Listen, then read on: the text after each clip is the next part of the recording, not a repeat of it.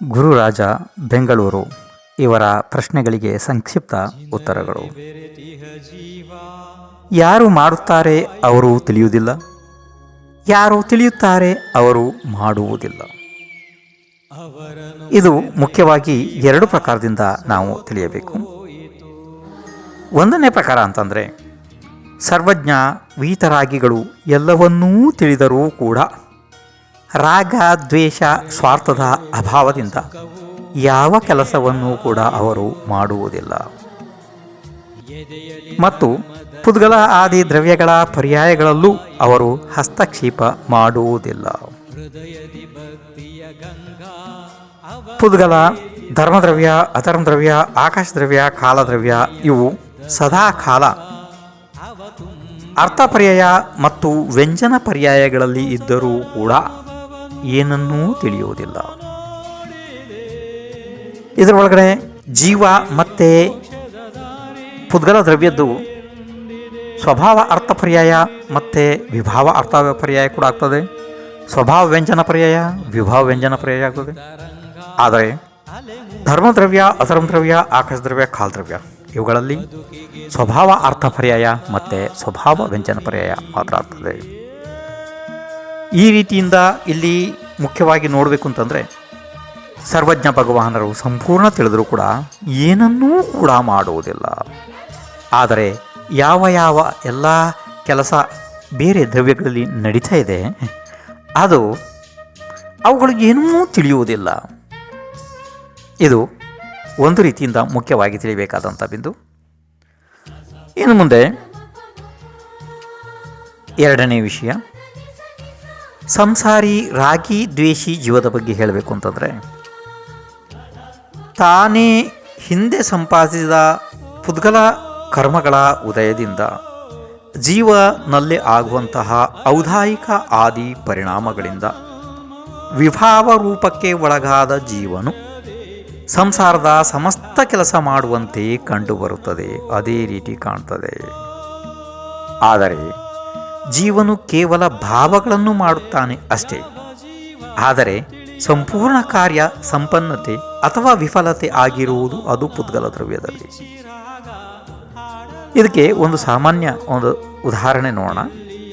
ಒಂದು ದೊಡ್ಡ ಸಕ್ಕರೆಯ ಕಾರ್ಖಾನೆ ಇದೆ.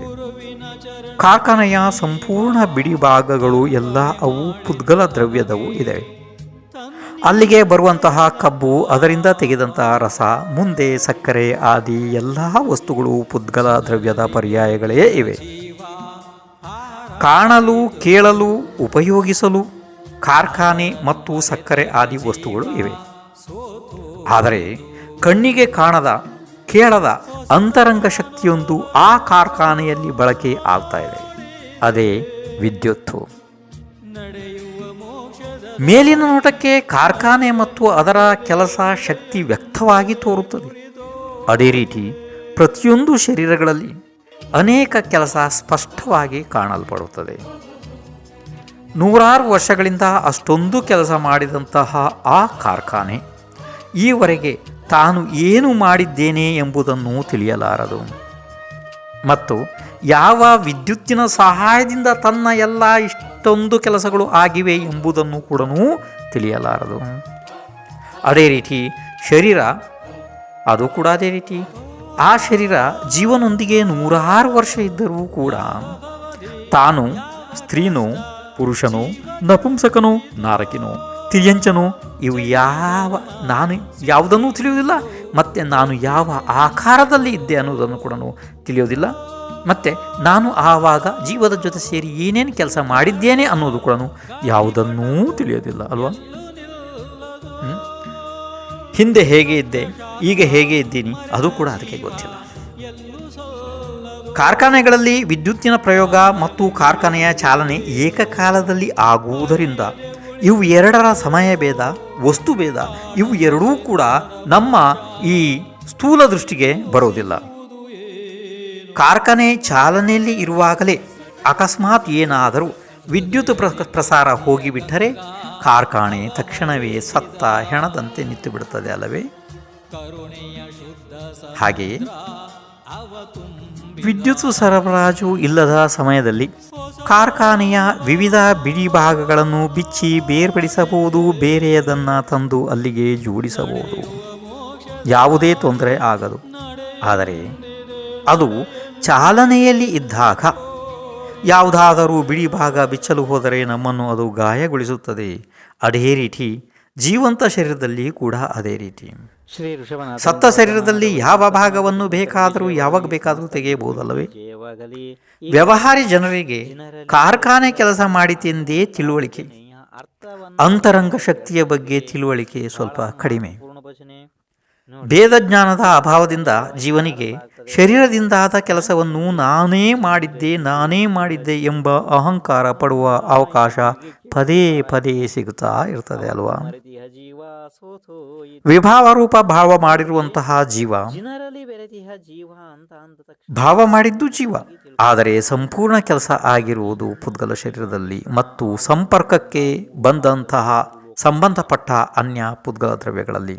ಪ್ರತಿಯೊಂದು ಜೀವಗಳು ಬೇರೆ ಬೇರೆನೇ ಇರ್ತಾರೆ. ಜೀವದ ಭಾವ ಮತ್ತು ಶಾರೀರಿಕ ಕೆಲಸ ಏಕಕಾಲದಲ್ಲಿ ಪ್ರವೃತ್ತವಾಗುವಂತೆಯೇ ನಮಗೆ ಕಾಣುವುದರಿಂದ ಜೀವನಿಗೆ ಇವೆಲ್ಲ ಕೆಲಸ ನಾನೇ ಮಾಡಿದ್ದೇನೆ ಎಂಬ ಭ್ರಮೆ ಉಂಟಾಗ್ತಾ ಇರ್ತದೆ. ಮತ್ತು ಅನ್ಯ ಜನರು ಕೂಡ ಅದನ್ನೇ ಪುಷ್ಟೀಕರಿಸುತ್ತಾರೆ. ಮನೆ ಕಟ್ಟಬೇಕೆಂಬ ಭಾವ ಮಾಡಿದವನು ಜೀವ. ಕಲ್ಲು, ಇಟ್ಟಿಗೆ, ಸಿಮೆಂಟು, ರಾಡ್, ನೀರು, ಉಸುಕು, ಬಣ್ಣ, ಫರ್ನಿಚರ್ಸ್, ಗ್ರಾನೈಟ್, ಟೈಲ್ಸ್ ಎಲ್ಲ ಪುದ್ಗಲಗಳು ಆಯ್ತಿಲ್ಲ. ತಯಾರಾದ ಮನೆ ಕೂಡ ಪುದ್ಗಲನೇ. ಪುದ್ಗಲನೇ ಆಯ್ತು. ಜೀವ ಕೇವಲ ಭಾವ ಮಾಡಿದವನಷ್ಟೇನೆ. ಜೀವನು ಆರಂಭ ಪರಿಗ್ರಹಗಳಿಂದ ಪಾಪ ಕರ್ಮ ಸಂಪಾದಿಸಿದನೇ ಹೊರತು ಜೀವನಿಗೆ ಇದರಿಂದ ಏನೂ ಉಳಿಲಿಲ್ಲ. ಜೀವನಾಗಿಯೇ ಉಳಿದ, ಮನೆಯಾಗಿಯೇ ಉಳಿತು. ಮನೆ ಜೀವ ಆಗಿಲ್ಲ, ಜೀವ ಮನೆ ಆಗಿಲ್ಲ. ಸಂಪೂರ್ಣ ಕೆಲಸ ಪುದ್ಗಲ ದ್ರವ್ಯದಲ್ಲೇ ಆಗಿದೆ ಅಲ್ವಾ? ಆದರೂ ಕೂಡ ಆ ಪುದ್ಗಲ ದ್ರವ್ಯ ಏನನ್ನೂ ತಿಳಿಯುವುದಿಲ್ಲ. ತಿಳಿಯುವವನು ತನ್ನ ಜ್ಞಾನ, ದರ್ಶನ, ಸುಖ ಗುಣಗಳನ್ನು ಉಪಯೋಗಿಸಿ ಮನೆ ಕಟ್ಟಲು ಬರುವುದಿಲ್ಲ. ಅಂದರೆ ಆತ್ಮನಲ್ಲಿ ಇರುವಂತಹ ಜ್ಞಾನ, ದರ್ಶನ, ಸುಖ, ಸಮ್ಯಕ್ತ್ವ ಗುಣ, ಇದು ಇನ್ನು ಆ ಮುಂದೆ ಅನಂತ ಗುಣಗಳಿದ್ದಾವೆ. ಅವುಗಳನ್ನು ಎಲ್ಲ ಬಳಸಿ ಒಂದು ಪರಮಾಣುವನ್ನು ಕೂಡ ಪರ್ಯಾಯ ಬದಲು ಮಾಡೋದಕ್ಕೆ ಜೀವದಲ್ಲಿ ಆಗುವುದಿಲ್ಲ. ಹೇಗಾಗೋದಕ್ಕೆ ಸಾಧ್ಯ ಅಲ್ವಾ? ಅದು ಕೆಲಸ ಆಗಿದ್ದು ಪುದ್ಗಲದಲ್ಲೇ ಇದೆ. ಜೀವ ಕೇವಲ ಭಾವ ಮಾಡಿರೋದಷ್ಟೇನೆ ಅಲ್ವಾ? ಇಲ್ಲಿ ಆಚಾರ್ಯ ಶ್ರೀ ಕುಂದಕುಂದರು ಪ್ರತಿಯೊಂದು ವಸ್ತುವಿನ ಗುಣಗಳ ಸ್ವಾತಂತ್ರ್ಯತೆ, ಅನ್ಯ ದ್ರವ್ಯಗಳಲ್ಲಿ ತನ್ನ ಗುಣಗಳನ್ನು ಮಿಶ್ರ ಮಾಡಲಾಗದಂತಹ ವಸ್ತುಸ್ಥಿತಿ ತಿಳಿಸಿದ್ದಾರೆ ಅಲ್ವಾ? ಆದರೆ ಜೀವನಲ್ಲಿ ಅನ್ಯ ವಸ್ತುಗಳ ಸಂಯೋಗದಿಂದ ಪ್ರಪಂಚದ ಅನೇಕ ಕೆಲಸಗಳು ಕಾಣಲ್ಪಡ್ತವೆ. ಇದು ಇಲ್ಲಿಗೆ ಬಂದಿರುವ ಪ್ರಶ್ನೆ. ಇಲ್ಲಿ ತಿಳಿಯಬೇಕಾದ ಮುಖ್ಯ ಬಿಂದು ಅಂತಂದ್ರೆ ಇಷ್ಟೇನೆ. ಪರಸ್ಪರ ಸಂಯೋಗದಿಂದ ಎಷ್ಟೇ ಕೆಲಸಗಳಾದರೂ ಕೂಡ ಜೀವದ ಕೆಲಸ ಜೀವದಲ್ಲಿಯೇ ಆಗಿದೆ, ಪುದ್ಗಲದ ಕೆಲಸ ಪುದ್ಗಲ ದ್ರವ್ಯದಲ್ಲಿಯೇ ಆಗಿದೆ. ಆದ್ದರಿಂದ ದೃಢವಾಗಿ ಇಲ್ಲಿ ಆಚಾರ್ಯ ಶ್ರೀಗಳು ಆ ರೀತಿ ಹೇಳಿದ್ದಾರೆ. ತಿಳಿಯುವವನು ಮಾಡುವುದಿಲ್ಲ, ಮಾಡುವ ವಸ್ತುಗಳು ತಿಳಿಯುವುದಿಲ್ಲ ಅಂತ ಹೇಳಿ ಸರಿ ಇದೆ ಅಲ್ವಾ? ಇನ್ನು ಹಾಗಿದ್ರೆ ಮುಂದಿನ ಪ್ರಶ್ನೆ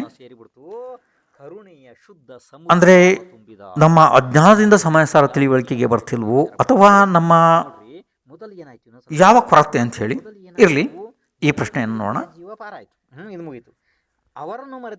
ಅಜ್ಞಾನ ಎರಡು ಪ್ರಕಾರದ್ದು ಇದೆ. ಒಂದು ಜ್ಞಾನಾವರಣೀಯ ಸಂಬಂಧಿ ಅಜ್ಞಾನ. ಇದರಿಂದ ಏನಾಗ್ತದೆ ಅಂತಂದ್ರೆ ತತ್ವ ಮತ್ತು ವಸ್ತುಗಳ ಯಾವ ಅರ್ಥ ವ್ಯವಸ್ಥೆ ಇದೆ ಅದು ಪ್ರಯತ್ನ ಪಟ್ಟರೂ ಕೂಡ ತಿಳುವಳಿಕೆಗೆ ಬರುವುದಿಲ್ಲ. ಎಷ್ಟೇ ಸಾರಿ ಪ್ರಯತ್ನ ಮಾಡಿದರೂ ಒಂದು ವಿಷಯ ನೆನಪಿಗೆ ಬರುವುದಿಲ್ಲ. ನಾವು ಪ್ರಯತ್ನ ಮಾಡಿದರೂ ಬರುವುದಿಲ್ಲ ನಮ್ಮ ತಿಳುವಳಿಕೆಗೆ. ಇದು ಜ್ಞಾನಾವರಣೀಯ ಸಂಬಂಧಿ ಅಜ್ಞಾನ ಇದೆ. ಇನ್ನು ಮುಂದಿನ ಅಜ್ಞಾನ ಅಂತಂದ್ರೆ ಇದು ಮಿಥ್ಯಾತ್ವ ಸಂಬಂಧಿ ಅಜ್ಞಾನ ಇದೆ.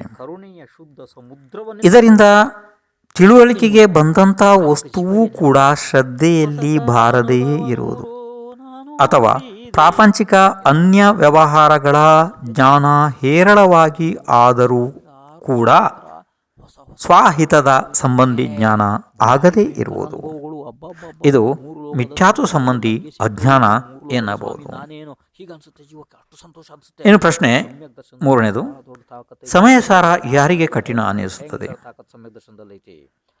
ನೋಡ್ರಪ್ಪ, ಕರುಣೆಯ ಶುದ್ಧ ಸಮುದ್ರ ಅವ ತುಂಬಿದ. ಸಮಯ ಸಾರ ಮಹಾಶಾಸ್ತ್ರದಲ್ಲಿ ಆಚಾರ್ಯ ಶ್ರೀಗಳು ಹೊಸತರದ ಭಯಂಕರ ಹೊಸತರ ಬಹಳ ಸುಂದರ ಅವರ ಉಪದೇಶ ಆಲಿಸುವಾಗ ನಾವು ಅವರು ವಸ್ತುವಿನ ಗುಣ ತಿಳಿಸುತ್ತಿದ್ದಾರೆಯೋ ಅಥವಾ ಪರ್ಯಾಯ ತಿಳಿಸುತ್ತಿದ್ದಾರೆಯೋ, ಸಂಯೋಗ ಸಂಬಂಧವು, ಸಂಶ್ಲೇಷ ಸಂಬಂಧವು, ಅವಿನಾಭಾವಿ ಸಂಬಂಧವು, ಇದರ ಕಡೆಗೆ ನಮ್ಮ ಸಂಪೂರ್ಣ ಲಕ್ಷ್ಯ ಇರಲೇಬೇಕು. ಇಲ್ಲವಾದರೆ ಸಮಯ ವ್ಯರ್ಥ ಆಗ್ಬೋದು, ಇಲ್ಲ ಗ್ರಂಥರಾಜದ ಅವಮಾನ ಆಗ್ಬೋದು, ಅಥವಾ ವಿಪರೀತ ಅರ್ಥದ ಗ್ರಹಣ ಆಗ್ಬೋದು, ಅಂದರೆ ಉಲ್ಟಾ. ಅಲೆಗಳು, ಅಲೆ ತರಂಗ, ತರಂಗ ಅಂದ್ರೆ ಈಗ ಇಲ್ಲಿ ನಮಗೆ ಮುಖ್ಯ ಏನು ಗೊತ್ತಿರಬೇಕು ಅಂತಂದರೆ, ಯಾವತ್ತೂ ನಮ್ಮ ಲಕ್ಷ್ಯದಲ್ಲಿ ಏನಿರಬೇಕು ಅಂತಂದರೆ, ಸಂಯೋಗ ಸಂಬಂಧ ಅಂತಂದರೆ ಹೊಸ ತಿರುವುಗಳನ್ನ ಕೊಡ್ತಾ ಉದಾಹರಣೆಗೆ ಶರೀರದ ಮೇಲೆ ಬಟ್ಟೆಗಳು, ಒಡವೆಗಳು, ಹೊಲ ಮನೆ, ಕುಟುಂಬ, ಧನ ಸಂಪತ್ತಿ ಆದಿ, ಬಂದು ಬಲಭದ್ರ ಅಂದರೆ ಚಕ್ರವರ್ತಿ ಇವು ಸರ್ವಥಾ ಪೃಥಕ್ ಕಾಣುವಂಥ ವಸ್ತುಗಳು. ಇವು ಸಂಯೋಗ ಸಂಬಂಧ ಇದ್ದಾವೆ. ಬದುಕಿಗೆ ಇನ್ನು ಸಂಶ್ಲೇಷ ಸಂಬಂಧ ಅಂತಂದರೆ ನೀಡಿದೆ. ಮೇಲ್ನೋಟಕ್ಕೆ ಅದು ಒಂದೇ ವಸ್ತು ಎಂದು ಕಂಡು ಬಂದರೂ ಕೂಡ ಆಗ ಸಫಲ ಜನ್ಮವು ಅವು ಬೇರೆ ಬೇರೆ ಇರ್ತವೆ. ಸೂಕ್ತ ಪ್ರಯೋಗಗಳಿಂದ ಆ ವಸ್ತುಗಳನ್ನು ಬೇರ್ಪಡಿಸಬಹುದು. ಉದಾಹರಣೆಗೆ ಹಾಲಿನಲ್ಲಿ ಮಿಶ್ರವಾದ ನೀರು, ಯಾವಾಗ ಜೀವನಲ್ಲಿ ಬೆರೆತಂತಹ ಶರೀರಗಳು, ಜೀವ ಕಬ್ಬಿಣದ ಗುಂಡಿನಲ್ಲಿ ಪ್ರವೇಶಿಸಿದಂತಹ ಅಗ್ನಿ ಆದಿ. ಮತ್ತೆ ಚಾರಿತ್ರ ಇನ್ನು ಅವಿನಾಭಾವಿ ಸಂಬಂಧ ಎಂದರೆ ಅದು ಬಿಡಿಸಲಾಗದ ಸಂಬಂಧ. ಆಗ್ಬಿಡುತ್ತೆ. ಅಂದ್ರೆ ಇನ್ನು ಸಂಸಾರ ಚಕ್ರದಲ್ಲಿ ಅದು ಉದಾಹರಣೆಗೆ ಸೂರ್ಯ ಮತ್ತು ಪ್ರಕಾಶ, ಹೋ ಆತ್ಮ ಮತ್ತು ಜ್ಞಾನ ದರ್ಶನ, ಕಾಲಿಯಲಾರದು. ನೋಡಿ ಯಾವ ಸಕ್ಕರೆ ಮತ್ತು ಸಿಹಿ ಆದಿ. ಕಾಲಶೇಷ ಇವು ನಾವು ಒಂದು ಸ್ವಲ್ಪ ಗಮನ ಇಟ್ಟು ನಮ್ಮ ಪ್ರತಿ ಸಮಯದಲ್ಲಿ ಆಚಾರ್ಯ ಶ್ರೀಗಳು ಅದಕ್ಕಿಂತ ಹಿಂದೆ ಅಂದರೆ ಆಚಾರ್ಯ ಭಗವಾನ್ ಕುಂದಕುಂದರು ಯಾವ ಕಡೆಗೆ ನಮ್ಮನ್ನು ಏನ್ ಬರ್ತೀನಿ ನೋಡಿ, ತೋರಿಸ್ತಿದ್ದಾರೆ ಅದು ನಮಗೆ ಜೀವ ತಿಳಿಯಲ್ಲ. ಬಹಳ ಲಕ್ಷ್ಯ ಬೇಕು ಅದರಲ್ಲಿ. ಆವಾಗಲೇ ಸಮಯ ಸಾರದಲ್ಲಿ ಏನಾದ್ರು ಸ್ವಲ್ಪನಾರು ಏನಾದ್ರು ಲಾಭ ಸಿಗಬಹುದು. ಇಲ್ಲದಿದ್ದರೆ ಯಾವ ಲಾಭವನ್ನು ನಮಗೆ ಸಿಗೋದಿಲ್ಲ. ಹಾಡೋದಿಕ್ಕೆ ಅದು ಬರಲ್ಲ. ಅದಕ್ಕೆ ಅವರು ಏನು ಹೇಳ್ತಿದ್ದಾರೆ, ಈಗ ನಿಶ್ಚಯದ ವಿಷಯದಲ್ಲಿ ಹೇಳ್ತಿದ್ದಾರೋ ಅಥವಾ ವ್ಯವಹಾರದ ವಿಚಾರದಲ್ಲಿ ಹೇಳ್ತಾ ಇದ್ದಾರೋ, ಇದಕ್ಕಿಂತ ಮೊದಲು ನಾವು ಇನ್ನೊಂದು ಗಮನದಲ್ಲಿ ಏನು ಇಡಬೇಕು ಅಂತಂದರೆ, ಈಗ ಯಾವ ಅಧಿಕಾರ ನಡೀತಾ ಇದೆ, ಅದು ಹಾಡೋದಿಕ್ಕೆ ಪುಣ್ಯ ಪಾಪಾಧಿಕಾರನ, ಎದೆ ಒಳಗಡೆ ಜೀವಾಧಿಕಾರನ, ಅಂದ ಒಳ ಸಂಗ್ರಹ ಅಥವಾ ಕರ್ತೃಕರ್ಮ ಅಧಿಕಾರನ, ಯಾವ ಅಧಿಕಾರ ನಡೀತಾ ಇದೆ, ಅಂದರೆ ಯಾವ ಅಧಿಕಾರದಲ್ಲಿ ನಾವು ಮುಂದೆ ಹೋಗ್ತಾ ಇದ್ದೀವಿ ಅದು ಗೊತ್ತಿರಬೇಕು ಮೊದಲು. ಅಲ್ವಾ? ಅದೇ ರೀತಿ ಈಗ ಅಂದರೆ ಶಾಲೆಯಲ್ಲಿ ಓದುವಂಥ ವಿದ್ಯಾರ್ಥಿಗೆ ಈಗಿನ ಪೀರಿಯಡ್, ಈಗಿನ ಕ್ಲಾಸು ಇಂಗ್ಲೀಷಿದ್ದಿದೆಯೋ ಮ್ಯಾಥ್ಸದಿದೆಯೋ ಗೊತ್ತಿಲ್ಲ ಅಂತಂದರೆ, ಸೈನ್ಸಿದ್ದಿದೆಯೋ ಸೋಷಲಿಯೇ ಗೊತ್ತಿಲ್ಲ ಅಂತಂದರೆ ಅವ ಯಾವ ರೀತಿ ತಯಾರಿ ಆಗ್ಬೋದು ಹೇಳಿ ಆ ಪುಸ್ತಕಗಳನ್ನು ತಗೊಂಡು, ಅಲ್ವಾ? ಆದ್ದರಿಂದ ನಮಗೆ ಯಾವ ಅಧಿಕಾರವನ್ನು ಆಚಾರ್ಯ ಭಗವಾನ್ ಹೇಳ್ತಾ ಇದ್ದಾರೆ, ನಿಶ್ಚಯ ನಿಯಮ, ವ್ಯವಹಾರ ನಿಯಮ, ಪರ್ಯಾಯ ದೃಷ್ಟಿಯಿಂದ ಹೇಳ್ತಿದ್ದಾರೋ ಅಥವಾ ದ್ರವ್ಯ ದೃಷ್ಟಿಯಿಂದ ಹೇಳ್ತಾ ಇದ್ದಾರೋ, ಇದನ್ನು ಸ್ವಲ್ಪ ಲಕ್ಷ್ಯ ಕೊಟ್ಟರೆ ಸಮಯ ಸಾರ ಸುಲಭದಲ್ಲಿ ತಿಳುವಳಿಕೆಗೆ ಬರ್ತದೆ. ಆಯ್ತಪ್ಪ, ಇರಲಿ, ಒಳ್ಳೆಯದು. ಮಾಡಿ ನನ್ನನ್ನ ನರಕ ನಿಗೋದ